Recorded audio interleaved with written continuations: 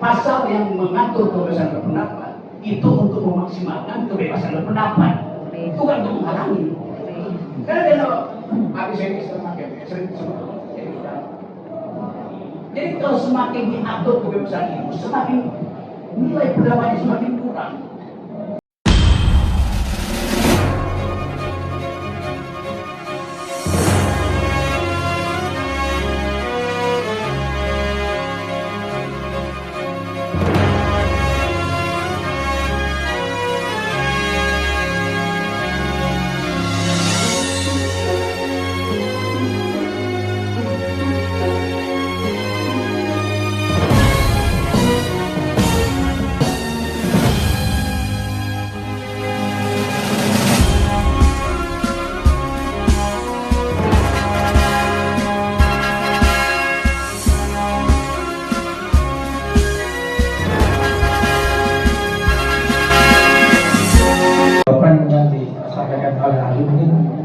Mungkin saja tidak sesuai dengan apa yang kita pikirkan, karena saya masuk apa tapi sudah cukup ya saya rasa untuk saya ya. Ini dari apa ada ada mau suatu ya akhir terkait kebebasan berpendapat. Kalau ada di luar masyarakat bebas berpendapat dan mengutarakan kritik segala macam. Menurut Ali, apakah kebebasan berpendapat tersebut apakah sebebas-bebasnya tanpa ada batasan, tanpa ada aturan yang harus diatur di dalam negara atau negara lain? Secara normatif tidak boleh ada larangan terhadap kebebasan berpendapat. Tunggu dulu. Ya, secara normatif. Karena prinsipnya adalah hanya mungkin seseorang itu dihargai dignitinya kalau seluruh pendapatnya dia keluarkan. Pengalaman pertama kekuasaan, pengalaman kedua terorisme, kultur, pengalaman ketiga ketakutan psikologi. Jadi di dalam teori tentang freedom of speech, bagian penghalang itu yang dihilangkan, bukan kebebasannya yang diwujudkan. Penghalangnya yang harus disingkirkan. Begitu cara berpikir. Kenapa? Karena kebebasan itu tidak diberikan oleh hakim, tidak diberikan oleh presiden, tidak diberikan oleh jaksa. Datangnya dari hukum alam. Yang menghalangi itu hukum sosial. Maka tidak mungkin kita memaksimalkan kebebasan. Itu sudah mendekati kita. Yang bisa kita lakukan, kurangi penghalangan itu. Begitu logikanya.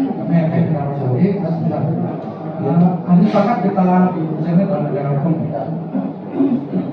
bahwa ada beberapa aturan hukum tentang pembatasan berpendapat. Sebagai ahli filsafat dan apa tujuan dibuatnya pembatasan terkait kebebasan berpendapat. Ini pertanyaan di untuk lalu waktu saya masih penasihat untuk studi ini. Pasal yang mengatur kebebasan berpendapat itu untuk memaksimalkan kebebasan berpendapat, bukan untuk menghalangi. Karena kalau habis ini sering disebut. Jadi kalau semakin diatur kebebasan itu, semakin nilai pendapatnya semakin kurang. Jadi diatur sedemikian rupa supaya kebebasan berpendapat yang datangnya dari humanity diwariskan oleh alam semesta melalui fatwa Tuhan atau hukum alam itu jangan dihalangi oleh hal-hal yang sifatnya politis, kultural, macam-macam. Jadi prinsipnya negativity, bukan positivity. Karena yang berpendapat itu manusia itu udah bagus. Yang mesti kita halangi mereka yang menghalangi kebebasan berpendapat. Jadi jangan dibalik. Sama seperti logika Pak Jokowi. Jokowi bilang begini, demi kesatuan tidak boleh ada perbedaan. Kalau dari awal negara ini didirikan atas perbedaan. Jadi karena ada perbedaan, maka diperlukan persatuan. Dan dibalik, demi persatuan nggak boleh ada perbedaan. Itu ngaco logikanya presiden. Coba, ya kaitan aja. Ya, kita tadi Ari menyampaikan bahwa yang menerima hak adalah umum. Masingkan ya. Yang menerima uang adalah umum, bukan penyebar uangnya.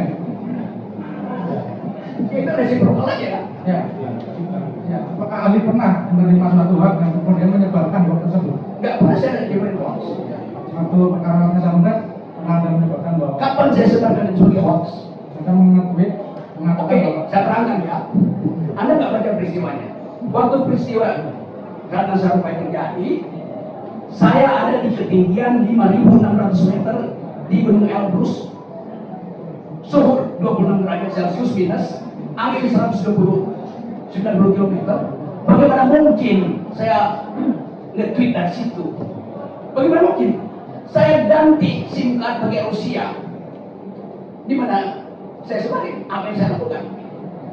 Anda artinya nggak baca juga keterangan saya di pengadilan. Orang bilang saya ini berhoak. Lokus deliktinya lain. Gimana coba? Iya. Yang terakhir dari